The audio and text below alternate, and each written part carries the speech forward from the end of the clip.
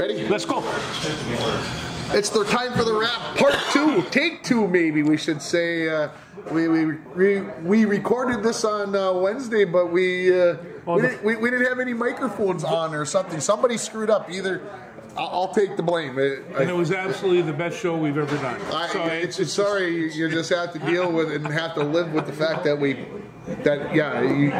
So anyway. Well, you just said 2 days was forever. We recorded it on Wednesday afternoon about 4 o'clock. Here it is noon on a Friday, 12:30 on a Friday.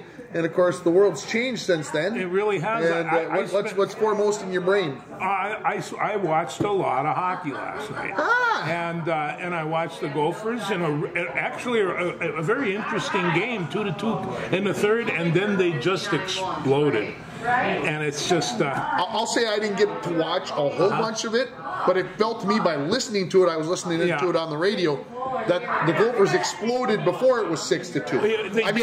They were in the first period. They were just all over the net. It's just what did it end up? I think I heard 4 pipes, 2 disallowed goals. The very first shot on net hit the pipe and bounced out, and they were, like I say, I like that. This is the old Larry Ross term, zip, because they can really skate. And they were flying all over the place and getting good shots, and so it's just like I just picked up a few notes here.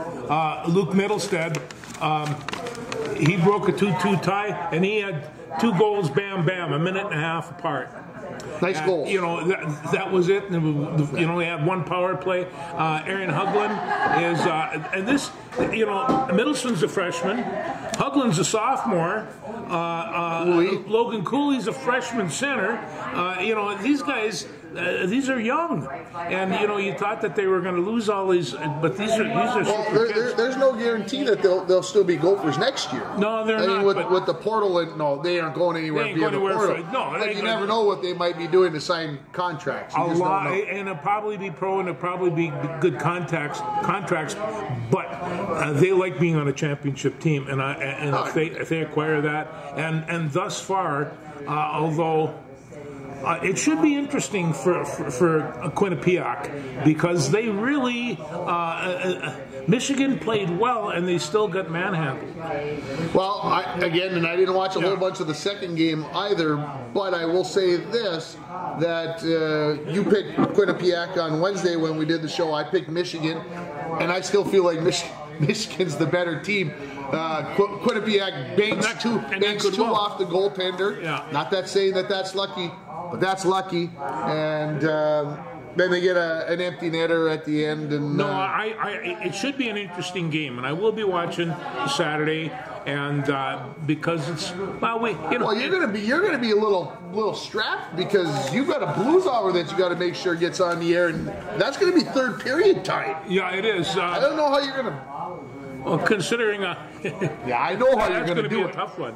I know how I'll do it. I just turn off the sound and crank it up. Yeah, that's right. That's how it's done. So Minnesota looked really good. It ended up 6-2, and can I say, I think that was really probably what the score should have been without the 2 empty netters.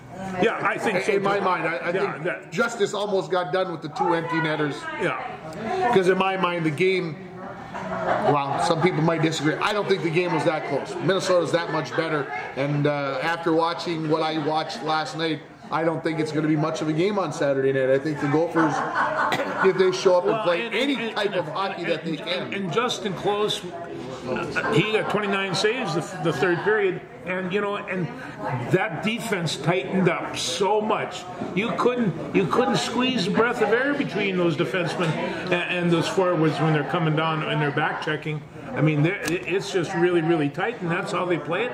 They're big, they're strong, they move well. They're going to be a hard team to beat for Quinnipiac. No two ways. I agree. To me, I would think that Quinnipiac will get their 3rd national runner-up trophy tomorrow night, but I guess that's why they play the game. Again, Minnesota just seemed like to be all over the place. Yeah. So, well, let's continue on with hockey as long as we're there. We might as well talk about the Wild. Let's do that. Played 40 minutes again. This is kind of a story when things go wrong. They played 40 minutes. And the scary part, that first period was so bad they got outshot 19-5 against Pittsburgh on Thursday night. But they were only down 1-0. And so to me, they say they played a bad period of hockey, and apparently that was the bad period of hockey. But they got outscored 2-1 in the third or in the second, excuse me. And so I don't know. It's time for the Wild to be winning, to be beating some good teams. And Boston comes in, they give you the shock. Pittsburgh is there, they give you the shock. They got to be getting these top tier teams, and they should be beating them. And it's they're just not right now. And of course, the question is again, when's Kaprizov going to come? And notification just before we started the show, yeah. He will be playing on Saturday. All right. The word was given that he is ready to go, and he will be cleared to play against the Blues on Saturday. What seed do you think they'll eventually wind up with? Jeez Louise, that's a great question, George. They got the 4 games left. They get St. Louis on Saturday, and then they get Winnipeg and who did I miss in there? Nashville ends the season, and I missed one in there. Anyway, to me, they end up with the 2 seed. Colorado wins it. Dallas ends up in 3rd, so we play Dallas in the playoffs. That's my prediction right now. Bad news last night. Oscar Sundqvist gets injured. Joel Eriksson Ek, I just saw a notification before we started the show. He's week to week. Oh. Not day to day. He's week to week, which is telling you that another one of those low body injuries or something like that. Lower body injury. He took a slap shot to the leg. Oh, so there's a great big contusion there. Should be a great big contusion there, whether it's on the bone or in the flesh. They didn't say or I didn't see, but the playoffs start on the 17th of April, which is about 10 days from now. Mm-hmm. And week to week doesn't sound like Joel Eriksson Ek will be ready. So maybe everybody's concerns about, well, we've got so many forwards, what are we going to do? Well, maybe this is why we've got so many forwards. We've got so many forwards, and it's that time of year, and it comes up all the time where you're ending a long season. Everybody's nooked. Everybody's done up. It either is going to be a distraction or it's not, one way or another. And a lot of these guys, they just overcome it, and they play with nicks and contusions. So we'll see what happens. But that's a tough one. That's a tough one. Like Evison said, losing anybody is bad, but losing Joel Eriksson Ek is a tough one. Yeah. I will say this, okay, the Wild played so well from February 17th, 15th, whatever you want to say, in that stretch where they went 16-2-5, 16-1-5. I'm not ready to throw the baby out with the bathwater yet. I'm not freaking out that this team is faltering. You play that good for that long. You didn't play well in Vegas. You played fairly well last night for 2 periods. You get an overtime loss, shootout loss to Vegas on Monday night. So should we be in a panic mode? No. I don't think so. It'll be interesting. I think the team will be super energized getting Kirill back on Saturday night against St. Louis at home. And then we'll see. Nyquist is supposed to also be in the lineup on Saturday. So now you add a little more juice, a little more flavor to it. So, we'll see what happens. Like I said, they're in the playoffs. That's all that Evison asked for. He said whether we're the home team or not the home team, you got to go out and win 4 hockey games 4 times and go see what happens. Well, I think that's right. And they are all 4-game series, and all you got to do is win 12 games and you're in. There you go. So they're they'll be fun to watch. Yeah, I'm looking forward to seeing what's going to happen. Obviously, the Wild tomorrow night will get a little look-see because the Gophers and Quinnipiac will be on at exactly the same time. So there'll be some channel surfing. And when doesn't that happen on a Saturday, right? That happens. I got that recording device, and that's.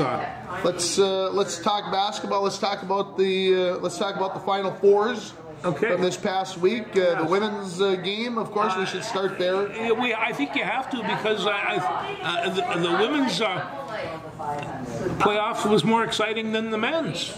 They had good teams. The number 1 picks and the number 2 seeds. They all were in the finals, and they had some good teams, and they were exciting games. And we had, of course, the darling of the tournament, Caitlin Clark, was all over the place, and no, they were fun to watch. The numbers came out yesterday, I think, so re-recording the show is probably a good thing. 9.9 million people watched the women's game on Sunday afternoon. Not too shabby. Yeah. Monday night, 15.4 million people watched the men's game. So I'm putting those together, and I'm going, that's the best women's national championship game ever, and it's the worst men's game ever. Yeah. I'm not sure what to read into the men's number. Well, I think obviously everybody's just used to it, and I had the men's game on, and I was kind of paying attention, but there was no real interest, and I think that's the way a lot of kind of people felt. It was anticlimactic after watching the girls, and but I didn't want to take anything away from the men either. UConn played great basketball. I don't want to make light of being in pools or make them maybe too much than they are, but most people were out of their pools, I think. Although the big pool that I was in town here, 5 people had UConn winning it all, and that put them into the money. So there had to be some interest, but did that play a part because nobody had a dog in the race, so to speak, or whatever? I don't know. My wife is in a pool, and she's done this 2 years in a row. Last year she was a winner. This year she was runner-up. And she doesn't know basketball from table tennis. And she doesn't follow either one. No, she does. She makes this. Why don't they make their free throws, she'll say. And I said, that's what every coach in the world says. And so, but she's an occasional fan, and she just gets the team right. Why? Well, I like the school colors and the mascot. I mean, how do you go against a mascot that you like, no matter who's there? So she does that, and she took second. She's in the money. I think my latest was that thing. I was 17th and 21 with my 2 charts, and I followed the sport. So out of 191, I took like 182nd. Yeah, see, you follow the sport too. So next time I'm just going to say I like this team, and then pick the other. And I'm going to say this, and don't anybody be offended, but if you picked UConn to win this thing before the tournament, you were being, my new big word is being provocative. What on God's green earth would possess you as to pick UConn to win this thing as a 4 seed? That's what my guru picked. That's why he won. I don't get that. What did people see in UConn that people didn't? I don't get it. When he sent out the letter, I hesitantly, I didn't say it was rigged, but this tournament was going to be incredibly hard to pick.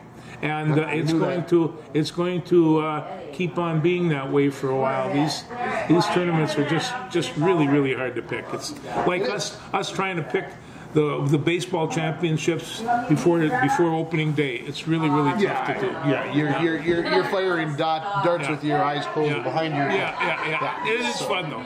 Yeah, no doubt about that. I want to go back to the women's game for a little bit.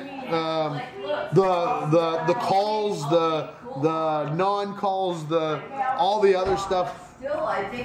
We've had 5 days to think about it now.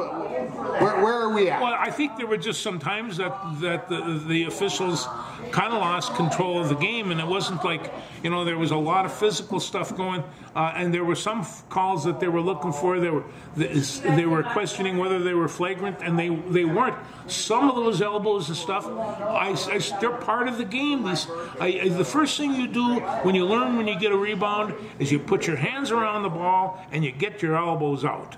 That's the first thing you learn when you're playing in the paint, and these girls do that very well. Keep it chest high. Well, that's just about ear high for some of the rest of these. True. So they get caught with that, but that is no intentional foul, and it's not flagrant. It's just the way the game is played.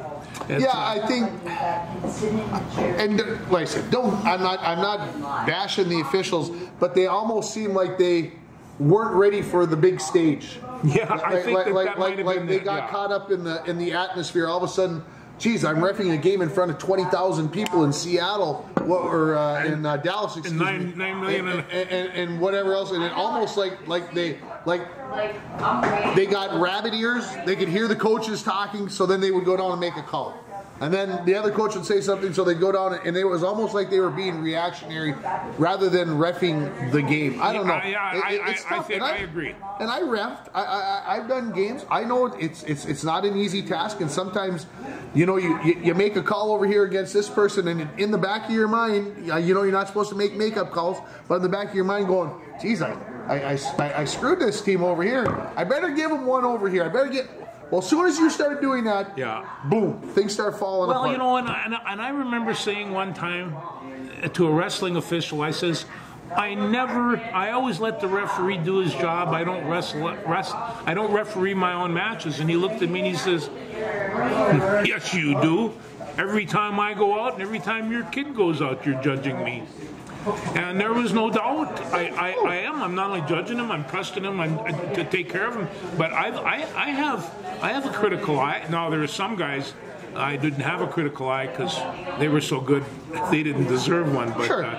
I guess I go back to the Kim Mulkey factor. I guess she had a successful program at Baylor. She brought in great players. She took LSU from 9-22 or whatever they were 2 years ago to the national championship.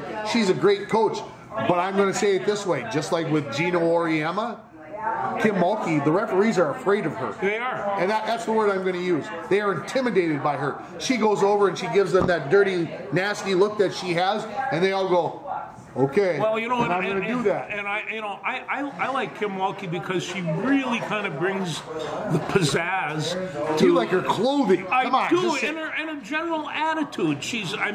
I'm glad I'm not married to her, but you know, she is going to go there. She is going to bring a presence, and so does her team. All teams are reflections of their coaches, and what a reflection that is. Yeah, and of course the whole show the ring, the wave of the hand, the technical behind the back.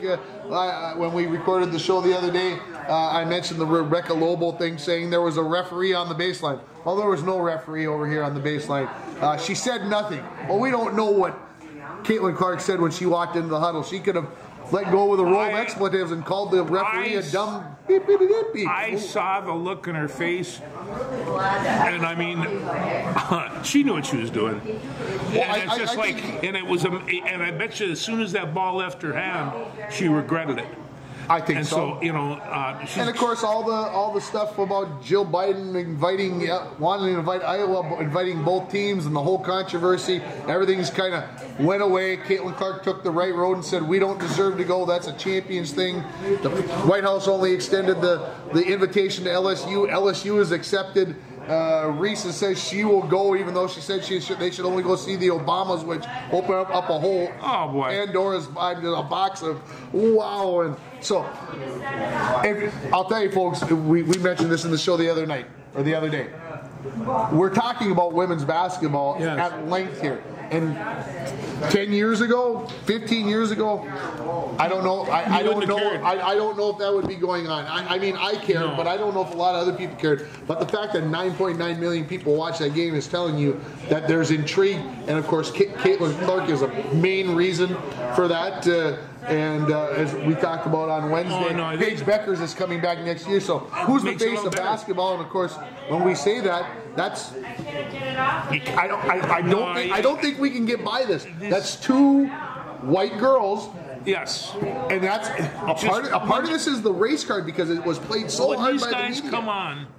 Get a big bag of popcorn and bowl whatever you want to put your popcorn in and enjoy these guys. This is like going to the movies to watch these ladies play basketball. They shoot, they run, they rebound, they play defense. Play defense. Can you imagine that? And we talked about the fact that it's a different game than it is the a different game. It's a different game. It's not and about I likened it to high school boys basketball or girls basketball, and the fact that they can't dunk. Yeah. Most high school teams, you're not going to see kids dunking, and that.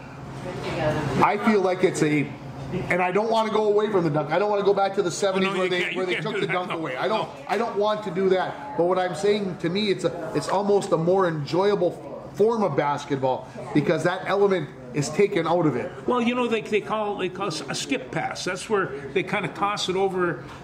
Skip a player. Skip a player, and so they skip pass from one corner to the other. It's incredible. The dangerous. Dangerous. Oh yeah, as a coach, it drives you nuts. Coach, it drives you crazy, but they're really good at doing it, and they practice that. I can tell. I couldn't believe the skip passes that were popping these, and they were opening up for threes, and it's and Caitlin Clark's really good at them.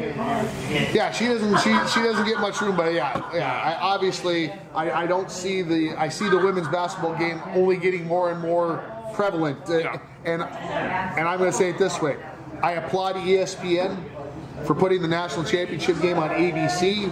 That's something that has not been done in the past. They started putting games on Sunday afternoon, women's basketball games on Sunday afternoon, which only, like I said, it's something that I'll make this prediction. Next year, there will be a lot more. There'll be even more. Yeah. You see a lot of Caitlin Clark on ABC out there next year. I guarantee. Guarantee that. It's going to be interesting. Yeah. Jamison Battle was one of the Gopher men's basketball team players that entered the portal. Yes. And he has landed at Ohio State. Yes. We talked about this yesterday while we were recording your Blues Hour. Neither one of us were happy. No, and of course we're losing a good Minnesota guy, and then somebody kind of told me, this NIL is a big deal. And he says all of a sudden kids that are 21, 22 years old have an opportunity to make money, and he says, how can anybody in this country say you shouldn't do that? And so I agree. I got to cut him some slack. I agree. But we talked about the fact that you shouldn't be able to transfer a portal to 5 years. You should be able to do it in your own conference. Yeah. And there's some merit to that. Well, there is, because all of a sudden, how do you know how to wind up at Ohio State? Did anybody ask you? Did you talk to a coach? Did anybody suggest anything to your father? There's just all those. And I'm not just talking about battles. Absolutely. And of course, the big rumor was that he was going to end up in Indiana, because Indiana has a big drawer of NIL money, but so does Ohio State. Obviously, have a big drawer of NIL money. So again, we talked about this. The haves, and I mean the haves, the money, are going to continue to get richer, because the Minnesotas of the world right now, and there was a big article in the Star Tribune the other day, they don't have this NIL money sitting around for basketball. No, they don't. Until that happens, we're going to continue to see talent either come and go. We talked about the big 7-footer from California. Was that part of his reason why all of a sudden he wanted to decommit? I gotta believe. But a couple of years ago, I was at a Ohio State Wisconsin football game, and they were coming up with the fact that Ohio State spent more money on their football team than any other team in the country, and I mean that includes some pretty high caliber budgets. And Ohio State was right at the top. So money is well, they got 18,000 coaches. Each kid's got his own coach. So you got to pay them. Helps, huh? I guess I'm sure it's only gotten worse with the NIL on what they're spending. I had one too, and I think his foot's still sore. Let's finish up basketball. The UMD women lost on Saturday in the national championship game, and I didn't get to watch it, but one bad quarter kind of really tipped the scales. Yeah, we did watch it, and that was about the size of it. They came out and Carlson, their star, sat on the bench for a while, and then they came back and they played better than even up. So that second quarter really kind of got scored 26-11 and 26, and they just and when they first saw that, you thought, how are they going to make up, 15 points? Well, they came back, and they had a very fine team. They really do. Same place in the nation. Can't argue with that. No, and I tell you, I'm reading some other things about UMD. They're softball teams, and basically, I think you're going to see an upswing in UMD sports all the way around. Well, and I think that's because everybody else keeps raising the bar, and if you're going to be competitive, that's 100%. And I think UMD wants to be competitive. I don't think they want to be second class in the NSIC. They are not enjoying watching the Gophers playing the national championships, because they did that once, and they'd like to do it again. I agree. Yeah. No doubt about that. Yeah. All right, so that's hockey. That's hockey. That's basketball. Yeah. Shall we talk some golf? We can talk some golf. In fact, when you called, that's what I was. You were watching? I was watching Tiger because he was on the second hole, and and I'll tell you this. This is the other thing. Of course, I'm kind of rookie on this golf thing, but on they have a course laid out that you can follow every hole. Yeah. And all of a sudden, you start figuring out why they call it Amen Corner, and what makes and that 16th hole looks so easy. And except that lake is pulling that pond the is lake showing is just pulling that ball. Yeah. and you can't even see it when you're putting it into it. And so I watched that, and Brooks Koepka is really Brooks playing out of Koepka. his mind. He is playing out of his mind. know, 12 under after the first two rounds, right? Well, I know he was 11 when I saw him, but it doesn't surprise me. I think 12 under, one bogey through the first 36 holes, they said. Well, and they had an analyst on there, and they're looking at his scorecard, and they said, "Now that's a nice looking scorecard." That's a nice looking scorecard. Yeah, I think minus 12 is where he ended up. And of course, the whole LIV versus PGA Tour, this is on display this weekend. And Sergio Garcia basically told somebody yesterday at the press conference, quit asking about the comparison. It's enough. We've talked about it enough. And of course, Phil Mickelson, your good friend Jim Suhan, an article in the Minneapolis paper this morning about the crowd following Phil is far smaller than it was in the past, and those kinds of things. Well, I listened to an analyst talk about the difference, and the LIV said has changed the rules so much that people really don't know what the rules are. And they're going to have to be educated on who's doing what, and the payment for these guys is completely different. It's a complete different game. And the only positive thing I can say about the LIV, and this is where I'm at on it, they have definitely increased the amount of money that the PGA Tour had to give out, because they knew they were going to be losing. If they lost more stars, it was really going to become a second-class tour, and so they've upped the money. They did what they had to do, and the LIV players probably have to be sitting there saying, "We are the cause for that," and they are. And they had to leave the PGA to do that. And well, the other thing, I mean, PGA is not completely innocent on this, and that's because they should spread that wealth out a little bit, incorporate those lower tier players, because subsequently they're the ones that make up the PGA. Well, and it's just there's lots of money being made. Yes. And I think the golfers wanted more, and the PGA wasn't really wanting to do that until they lost a lot of their big stars. Exactly. And of course, you start watching some of these PGA Tour events, and you don't know the names yet. Yeah. And I will say yet. Yeah. You're going to get to know these guys a whole lot more, these guys that stayed with the PGA. So, but having said that, Tiger was +2 after the first round, tied for 54th. Top 44 plus ties make the weekend. So I want to bring up a golfer. A golfer. Fred Couples. Freddie Couples. He's shot. He's 71 yesterday. He's 63 years old, folks, and he looks pretty darn good out there. Just to even go out there and run around with those guys at 63, and we always liked Fred Couples. He was always kind of a interesting guy, favorite. Good attitude. And somebody says, "Okay, Fred, hit him high and long," so they drop soft, and and so. I'm really kind of pulling for Fred Couples. He's a stroke ahead of, or at least he was, of Tiger. And I thought, geez, those guys are playing in pretty good company right there. Also, somebody was talking about Brooks Koepka, that he is so good in the lead. And he says some golfers are really good if they get in the lead. They can defend that lead a lot. He says Brooks was one. Tiger was the other. And we'll see if he can defend that lead. And of course, that's only the first half of Friday. Yeah. These guys, John Rahm and Victor Hovland, who went -7 yesterday, are golfing now. They ran the lead most of the day yesterday. I didn't even know that. Yeah, Rom double bogeyed the first hole. He four-putted the first hole and then finished -7. So I think if he just put a par the first hole, he'd have been -9 for the day, and that would have tied the course record at the Masters of 63. So I picked Rom before it all started to win it all. So I was pretty happy that John fared so well yesterday, and we'll see what he does on day 2. I'm starting to understand a little bit what you're talking about. This is no ordinary golf tournament. It really isn't. It isn't. You know, and it's just Augusta is such a remarkably beautiful spot, and it's enjoyable just to sit down and watch these guys.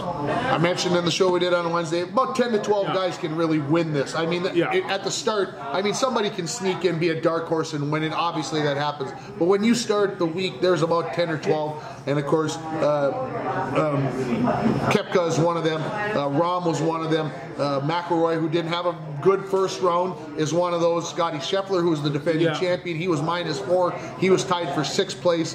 And you got some of these other guys, Jason Day. I mean, there's just a certain handful of these guys that you would say have a chance. Louis Oosthuizen, who always plays well. Hideki Matsuyama, who always, you know, these guys that you don't always hear winning all the other times, they always play well at the Masters. So, I'm hoping that we'll get to watch some of that after this. We get done recording. Well, and somebody made mention that they didn't think the LIV golfers, after a while, were going to be able to compete because the rules, the courses are shorter. They're not developing the same skills that they, you know, right now they want a course with really low scores, not a difficult course. Well, I don't know, but you know, Augusta looks difficult to me. My Lord, if that's what the LIV is doing, I would have no idea because I won't watch it and B, I won't report on it. So we talked more about the LIV today than I probably have ever before. It's an interesting twist, no doubt about it. It's an interesting twist. Yeah. Let's talk baseball. Let's do that. Twins get started with a 4-2 record. Started 4-0, lost the last 2 games at Miami. Any concern? No, at least not right now. They got the best pitching staff in baseball. They just, that's a big statement right there. The Dodger fans are not happy with you. No, they're not. But statistically, they have the best ERA. They have. I mean, how many runs have been scored against these guys in the last 6 games? 11 runs in 6 games. Is that what it is? You probably have that because they went 0-0. Was it 2 against Kansas City in game that, and then 1 and 5 and 1? Yeah, that sounds about right. No, and Pedro Lopez is turning out to be. Well, he's had 2 good games, and for us, for starters, that's pretty good. If Jen watches this show, who runs the bar here at the Rainier Muni, if I don't mention the sweeper that Lopez throws, then I'll be in big trouble. Because well, you know, and the sweeper, you know, this is like this pitch that goes straight and then wings it off. And they said, how much does it wing? About a foot. Well, you know, it looks more than that. It looks like that. This is all about a foot. But you know, when the ball's changing direction at 97 miles an hour, that's really quick. Are you looking over there at the TV for a second? Yeah, you see those raindrops for the Masters tournament? Are those the temperatures? Or are those the percent that it's going to rain? That's the percent that was going to rain. And I couldn't believe that, 49. But the wind's up. No, and it's like I marked down here, rain later today. That's where they were running this morning to try to get as many. They got things going early. They did get things going early this morning, knowing what was going to happen. No. Anyway, baseball, back to the Twins. You know, I want to bring up this element about the speed-up game. They talked about Joe Ryan went through a 27-pitch inning. He sat down on the bench, and he was on the bench for 1 minute and 43 seconds. Then he had to go back out, and so they asked him, "Is this going to bother you?" No, not yet, and we're in pretty good shape, but I can see that conditioning is going to be a factor because they're just not going to get that time to rest. They mentioned, Baldelli mentioned about Kenta Maeda, who went 5 innings, got 9 strikeouts, but they said he was completely exhausted because the innings he was pitching against Alcantara, and it was bam, bam, bam, bam. He was sitting on the bench and right back out because the Twins are going 1-2-3, 1-2-3, and he really wasn't getting a chance to rest himself. So you're right. It's a different game. It's a more enjoyable game to watch. No, I guess it probably is a little harder on the. Now the other thing is that they're getting good pitching, but I'll tell you, you know, they're not getting a lot of too many zeros in that box score. No wavy lines. Yeah, you want to get those crooked numbers You gotta going. get those And the first couple of games they did that against Kansas City, I'm going to give them a little bit of a pass. Miami's got two very good pitchers. They do. They face those pitchers in games 2 and 3 of that series. So I'm not. You're going to be facing good pitching. I'm not trying to put rose-colored glasses on here. He's right. They got to start making more, getting more hits, doing more things. And of course, the no shifting was supposed to open up the infields and make for more hitting, but it's only a 6-game sample. We got 156. Yeah, we got a long ways to go, and it's just like, and we talked about, my good friend Max Kepler leading off. Well, he's got 2 hits and one of them's a dinger, and what you want from this, if I'm not mistaken, that leadoff guy is to get on base and to try to develop a little, and they just haven't been able to do that. If they can start getting that done a little bit, they'll be all right. This is the other thing. This is the 14th season at Target Field. 14 seasons. 14 seasons seems like put up that brand new ginormous scoreboard, 6th largest scoreboard now in the majors. They got a picture. You don't believe this thing. You can see it from a mile away. 76% larger than the last one, which I didn't think it could be. It was a big one the last time. It was a big one the last time. No, the question that I have, and they did this last year too, I think they opened up, or the second week of the series, they played the Dodgers, I believe. Yeah. This year, on opening week, your attendance is going to be somewhat limited because of the weather. You bring in Houston. Now, why aren't these teams brought in like in mid-June? You don't think Target Field's going to be packed to the gills today? No. You don't think so? No. I do. Do you? I think a lot of people are going to show up because it's opening day. It's going to be in the upper 40s. They're going to have their jackets with them. It's opening day. They're not going to miss. So tomorrow? Yeah. If it was this temperature, game 2, and it was these temperatures, so they're going to show up for opening day. They're going to show up for opening because it's the home opener, and they'll come watch their 3 innings, maybe 4, and then they're going to head for the bar and have supper and watch the game on the TV. That's my prediction. When they go today, and I suppose I don't know if you heard, but Dick Bremer will not be doing the game. He's got COVID. Oh, my Lord. So Corey Probus is going to be doing the TV games until he comes back, and Atterbury will fill in on the radio station. So there you go. Just a little tidbit there. He says, I avoided COVID for 3 years. And now we can't. Well, I think it's these guys travel so much, and you don't wash your hands after every time that you meet somebody. Yeah. It's one of those deals.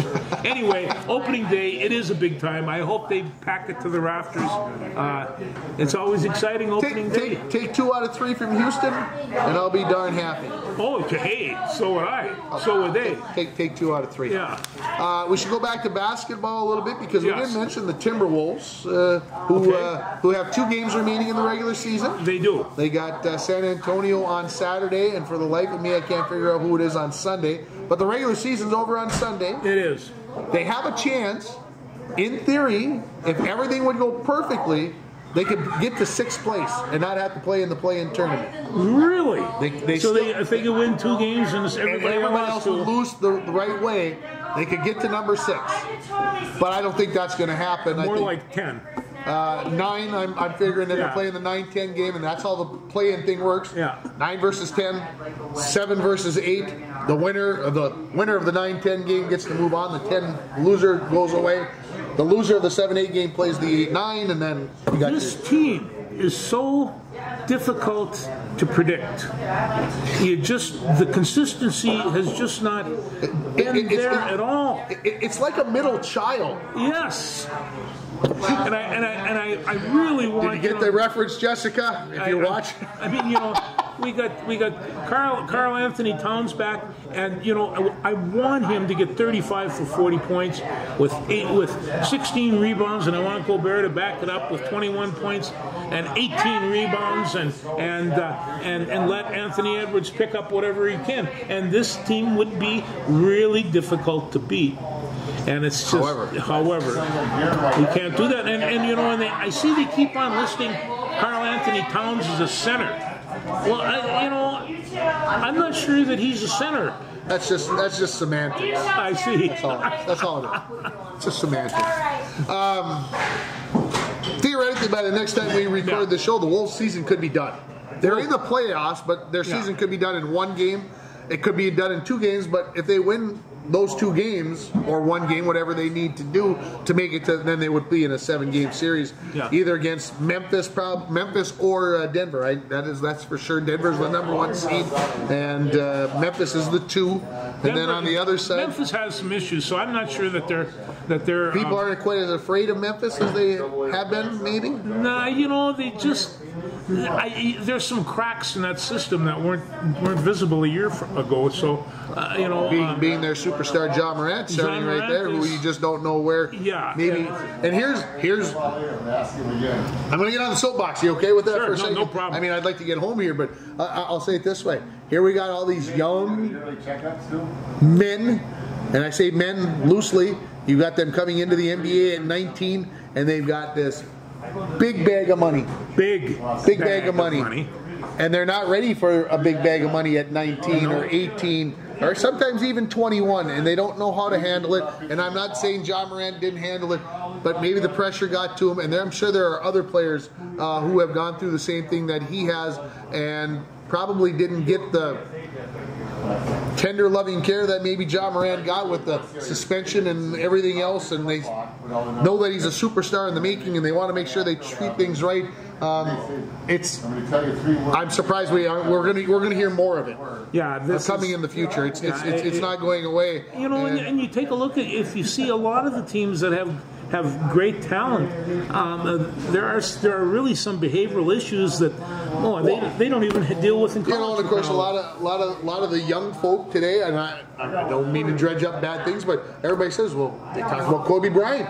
What a great basketball player he was. Well, if you remember, Kobe Bryant, when he was very young, did something very, very foolish. Yeah. Or at least was accused and found guilty of doing something very, very foolish. And like I said, he was 18 when he came into the league, and all of a sudden he's got all this money, he can do whatever he wants, and he's, well, if you're young, if you remember being young, or you are young, you know how things are when you're 20 years old, right? And I'm not saying it's right or wrong, I'm just saying I know how it was and how it still is, and it's probably tougher today with everything that kids have an opportunity to be available to them. So anyway, I just wonder how long it is going to be. You know, the NFL makes them wait till they're 21 or through their 3rd year class in the NFL to bring these kids in, and you just wonder how much of that the NBA needs to be thinking about going forward and trying to protect some of these young bucks. Right now, and they don't want to be throwing money down their apple, and in many instances they're throwing big money, and you just don't know how these young men are going to react. And you know, if you could see something like here, this is what you're going to get, and this is what you have coming with interest. Just kind of feed this to them a little bit, because all of a sudden, if you go from bicycles to gold trim Cadillacs, a lot of things are going to change. They change for any of us. Well, no, I got a wife. Jeez, I thought we were supposed to be happy, fun, sports is great, everything on this show, but apparently I went down the rabbit hole. I apologize. We don't want to end on a bummer like that. No. But, you want to make a prediction on who's going to win the golf tournament? Who's going to win the Masters on Sunday afternoon? Who's putting on the green jacket? I don't know. You know, there's a time that he comes shuffling back and forth, but Scheffler really does. It'll be interesting to see where Scotty Scheffler ends up at the end of today. Whether he can put the pressure on Koepka. You know, but you know, both of these guys. I mean, Scheffler. They, between the two of them, which one is the best golfer in the world? Flip a coin. You know, and but I will be watching. This is quite exciting, quite different than. I'm going to stick with my pick, Rahm. Even after a day and seeing how good Koepka's played, I'm going to stick with Jon Rahm. I just feel like it's his time. Yeah. Anything else? No, I think I got to have a good weekend. Happy Easter, everybody.